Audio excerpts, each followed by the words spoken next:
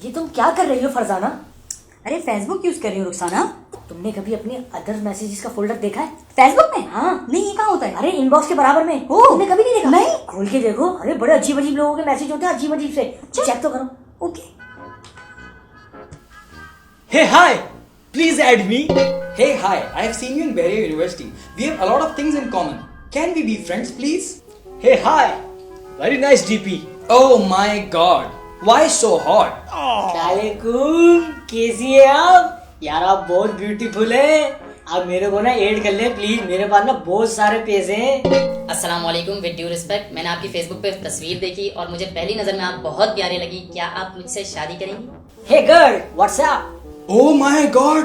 आप तो बिल्कुल प्रियंका चोपड़ा जैसी हैं। प्लीज मुझे ऐड कर लें 5 मिनट के लिए, अल्लाह का वास्ता है आपको।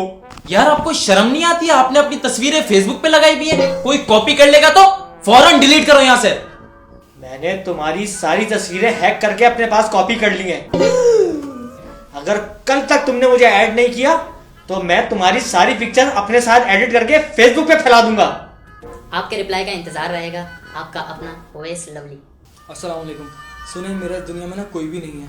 आपकी शक्ल देखकर मुझे अपनी नानी की याद आती है। प्लीज मुझे ऐड कर लें। ये ठरकी यहाँ भी पहुंच गया। तुझे नहीं है? मुझे भी मैसेज है।